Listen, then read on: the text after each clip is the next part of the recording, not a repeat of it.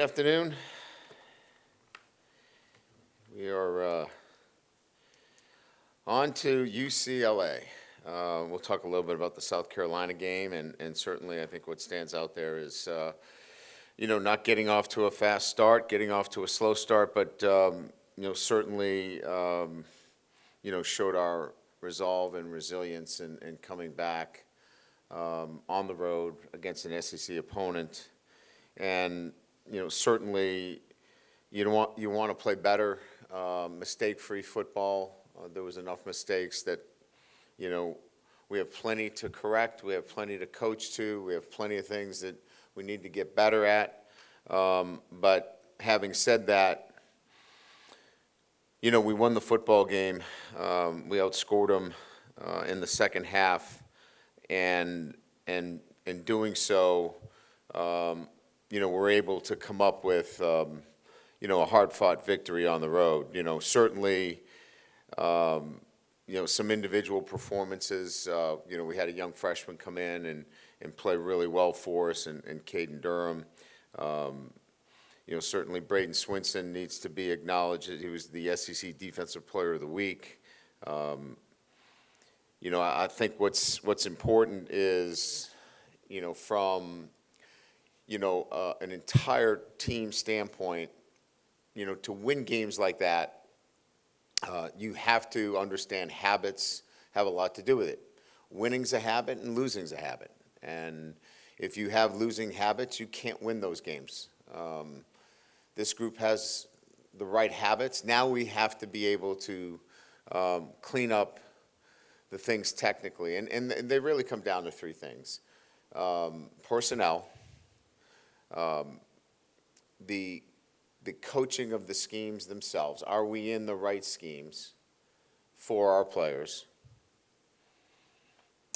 And then the preparation of such. And so it's one of those three things. And so we have to consider all those three things moving forward relative to the personnel, the schemes themselves, and certainly the preparation. And that's the work that's in front of us. We have to continue to work towards that. And look, when you have two first-year coordinators, they're learning their personnel, who they want to use, who are the best 11 in each situation, and then what schemes put us in the best position to succeed.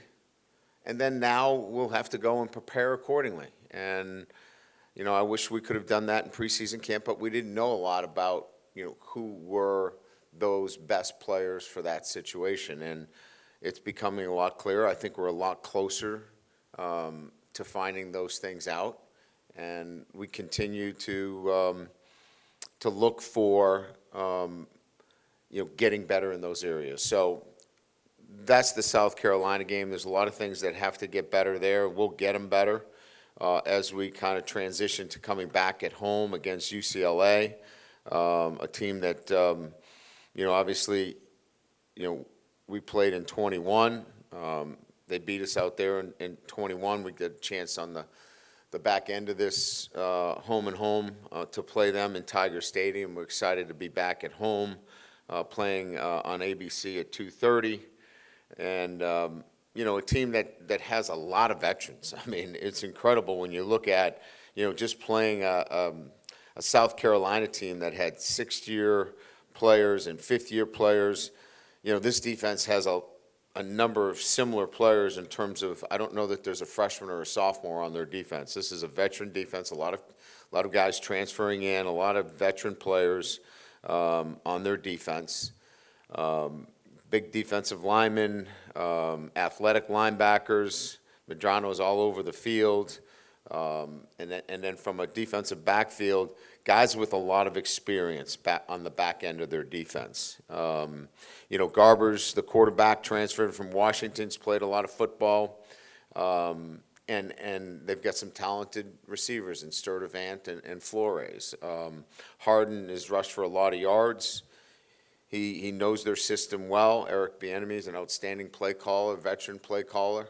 Again, I look at, this kind of matchup with a team that, they're going through the same thing. They've been at it, 2 games, right? They've got 2 games, and, Deshaun Foster is certainly UCLA grad. He loves his program. He's going to have them playing well on the road. And, again, this is a lot about us and how we clean up the things that we need to clean up to be a better football team, playing against now, a Big Ten opponent that wants to obviously go on the road. And as we've seen, everybody's going to play their best against LSU, so we'll be prepared for that. So that will open up the questions. Coach, the schematic and personnel changes you made on defense, did they have the desired effect, and do you plan to stick with them moving forward? We haven't, we're going to look at everything, and we're still in that process of evaluating everything, right, in terms of what we're coaching, how we're coaching it, what players need to be on the field in certain situations, what does our, offense look like in certain situations. I mean, all of that needs to be looked at carefully. I think we've done a deep dive on all of it, but I'm not ready to kind of publicly talk about what we're going to be doing moving forward. Hey, Coach, a lot of discussion about the 2 interceptions South Carolina had and ran back that were called back because of penalty, in particular the second one. What did you see after looking at it? I saw a push-off in the USC game that was never called late in the game against USC. So you get my point, right? I mean, there's calls in every game. I didn't stand here in front of you guys and complain about that call, right? I mean, we could take every game that we play and we can micromanage every call that wasn't called or was called. They look like fouls to me. But I'm not here each and every week, to complain about calls or not complain about calls. Games are won by the players and lost by the players. If it gets down to that, call me out on it. You win and lose at the end of the day based upon coaches and players. And the other things I haven't seen in my years coaching that officiating decides a game. Ryan, is your feeling coming out of the game any different, or what you have to work on, other than the fact, is it colored by the fact that you guys won the game? I know you said, winning has become a habit, but otherwise, how you felt about the way you guys performed, is that any different based on the fact that you won by 3? We beat South Carolina on the road in a sold-out stadium in the SEC against the team that beat the pants off of Kentucky, who played Georgia right to the end. So if we want to do that game, I guess we're going to beat Georgia by a lot, if that's how you guys want to play this thing. The reality of it is it's hard to win on the road. And given the fact that we made a lot of mistakes, we still found a way to win that football game.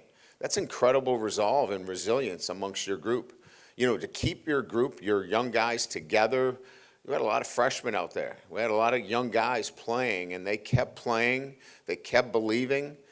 I can build off of that. Do we want to play cleaner? Yes. But at the end of the day, that was a good South Carolina football team.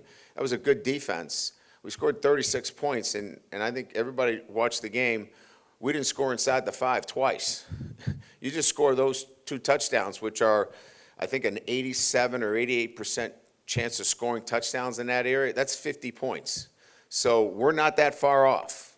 We're not that far off. And if we make the 2 plays that we should make, just, being fundamentally sound on the 2 run plays, we're going to give up less than 250 yards in total offense. So we're really close. And I'm not here to make you guys feel better. You guys are going to evaluate it and write the way you write it. But I know what we see, and I know how we feel about what we need to do. We left 14 points out there and could have scored a lot more and scored 36 on the road when we were down. We took control of the game in the second half with all those mistakes. Over here on your right. Hey. So as you prepare for your second Big Ten opponent in the first month of the season, wondering,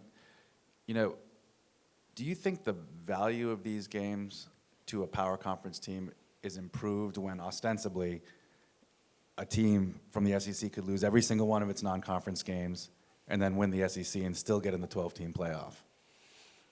Yeah, I think that analogy is valid, but I don't know that that's particularly, likely, because to lose to two Big Ten teams and then win the SEC championship seems to be a hard reach, right? I think these games were scheduled way before, the conference realignment. And so, I don't think that really had the kind of thought process. These were games that were, really thought for the USC game in particular was a kind of a start the season off game. It wasn't thought of as a Big Ten matchup, right? And then the UCLA game was certainly an arrangement between a home and home needing another game. And so I just don't think it was seen with that kind of vision. I understand the question, but I think we've answered it before that, these games will be looked at differently moving forward than they were prior to when they were put on the schedule. Yeah, hey, Coach, right here. You guys have been hit with a couple of those defensive line, delay of game, movement calls these first couple weeks. I'm just curious as to what the explanation was on these. Yeah. And kind of what your understanding of the rules. Yeah, they were valid. The first one, we clapped to move our front, and you can't clap when the cadence is a clap. And that was just a mistake made by one of our linebackers. He was trying to get somebody's attention, and you just can't do that. The other one was one of our defensive ends was moving, and as he moved his arms. And that is not a natural movement when you're sliding the front. So because he was in a 2-point and he moved his arms, they considered that an unnatural movement.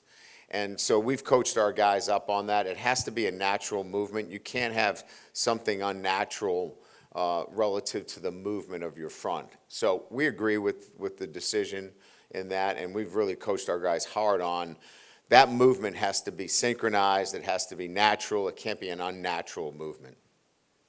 Hey, Brian, could you give us an update on injuries, Zai in particular? And then I understand your point about, figuring out the personnel. I guess, could you explain maybe in depth why that is necessary, what it takes in seeing game film versus just fall camp? Yeah, again, I think when you have first-year coordinators, they're still figuring out their personnel, and as they're putting in their packages and getting into game situations, this is our first SEC opponent, and going on the road in that kind of atmosphere, you want to be able to see how your guys hold up to those situations. And I'm not saying we're making wholesale changes, but, they get a chance to evaluate their personnel. And the big takeaway here is when you're making mistakes, it is, are you putting your guys in the right position?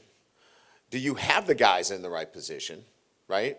And then are you preparing them for those scenarios? It can only be one of those three things.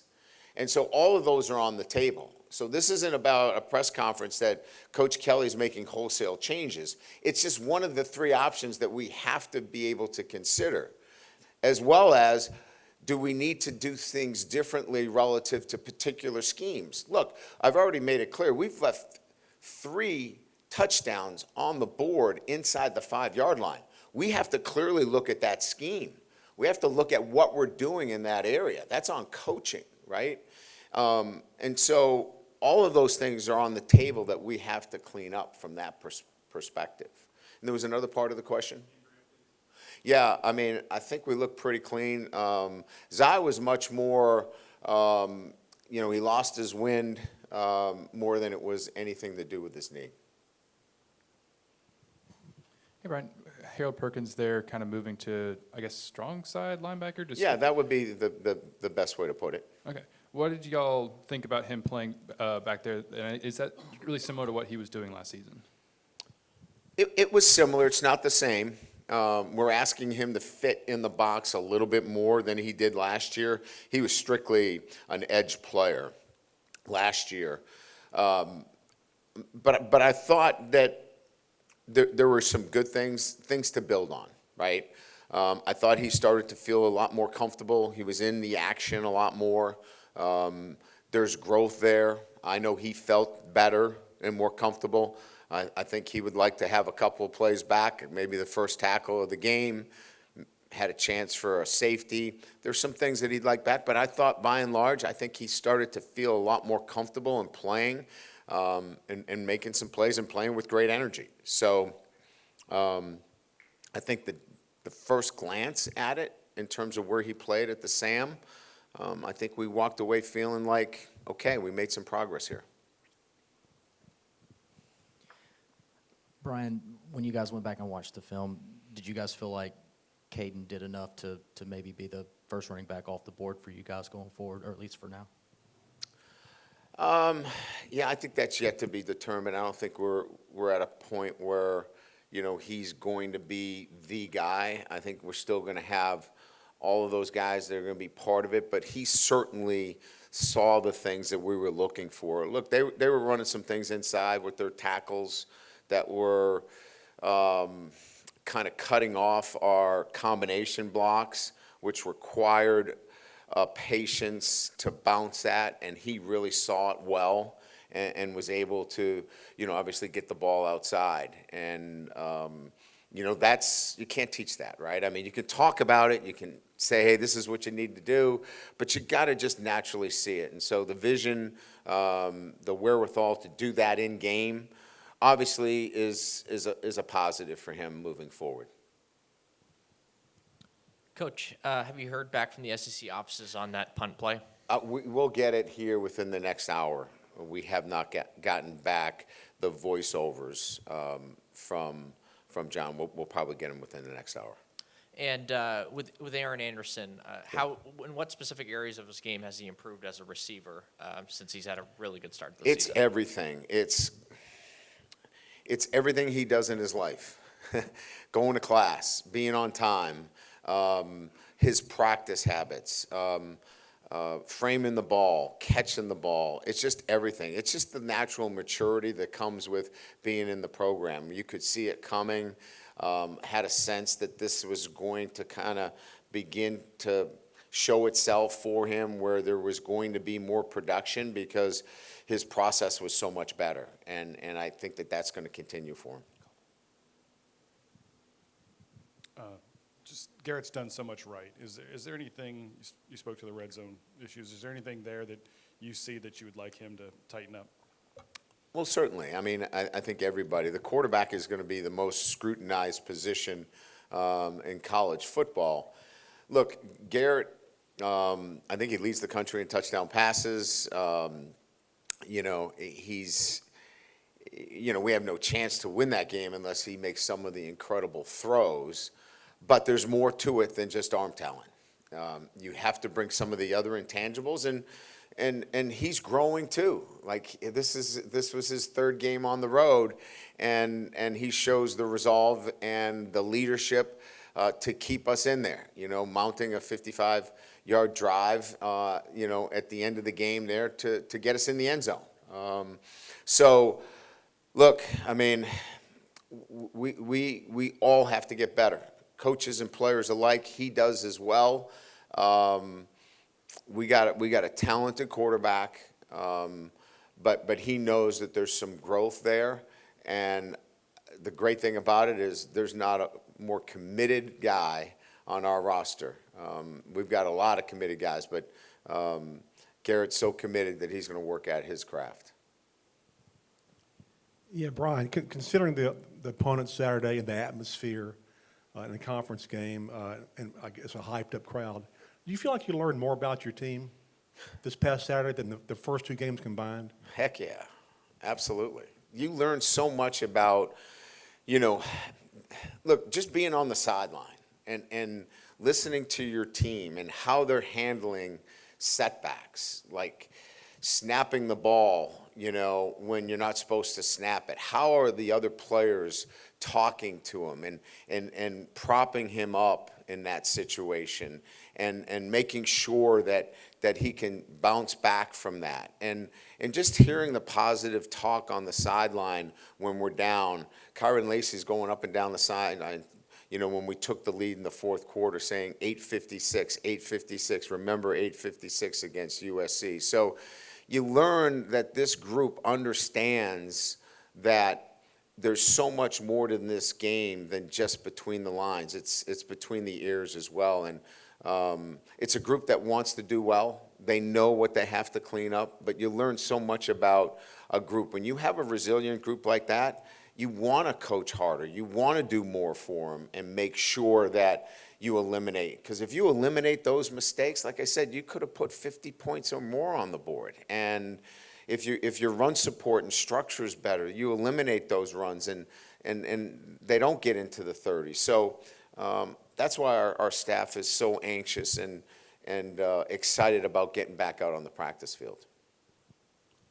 The pass rush and get to the quarterback and make some of those splash plays.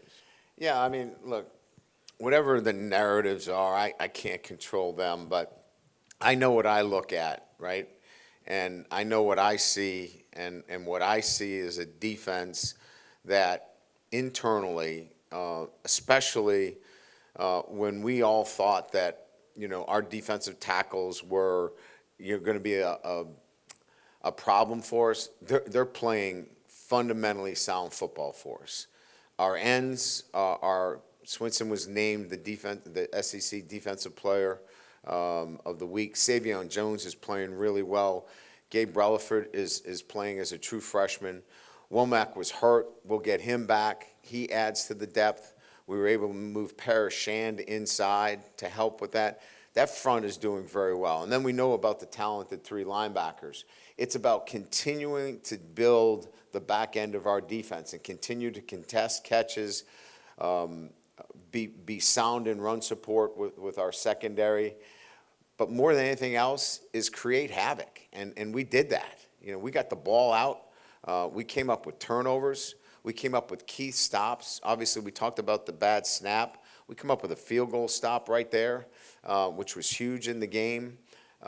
We get the interception from Zai. So there's a lot going on there. We're not there yet. There's no doubt. But we are making the progress necessary with the group of guys that we have. We're making the kind of progress where I feel like we're not there yet, but we're getting closer. They'll continue to rotate a lot at safety this week. Did you think you found something in particular? Desean Spears, how would you evaluate sort of first time in an SEC environment like that? Yeah, I mean, first time, he wasn't put in a lot of high-stress situations purposely. We wanted him to get into the game. We played a lot of one high. We kept him in the middle of the field. I thought he did a nice job. We'll continue to develop him. Major Burns played a lot more safety because we're playing with the Buffalo package with the Sam linebacker being in there instead of the star. But at first glance, it looked pretty good. There'll be other guys that will play there as well, but we were pleased. Mason Taylor, it seems like when you need a play, you're kind of in a rut. It seems like he comes through pretty often. How nice is it to have a reliable tight end like him to make those catches? No doubt. I mean, and we even talked about at halftime, we probably could have targeted him with all of their actions led by their linebackers downhill. There were more opportunities for him to get the football, maybe in some third down and short situations that we needed to target him even more. And, I think he had 8 to 10 targets. But I think what's exceptional about him is his yards after the catch.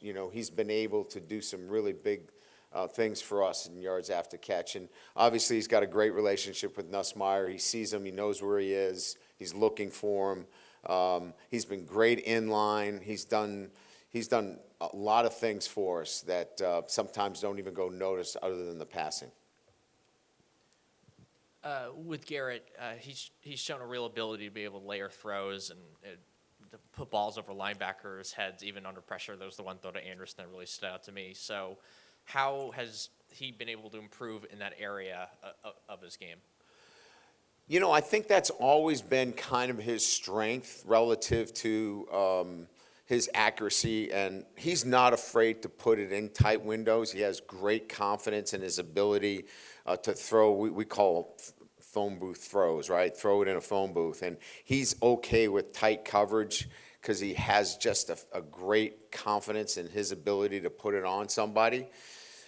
You know, I think it's just the continued development of, you know, not all throws in those situations are green light throws. You know, some of them have to be checked down, some of them, and he's learning that. And the great part about it, as I said earlier, this is his third game, and it's only going to get better. And that's what I hope our fans see, that you've got a quarterback that after 3 games is leading the country in touchdown passes, and he's only going to get better. Yeah, so we count back. So the red zone, the white zone, and the blue zone, like on the flag. So red, white, and blue. So red 20, white 10, blue 5, and in. So red, white, and blue zone in terms of the scoring zone for us. Yeah, sorry about that. Yep. All right, thank you.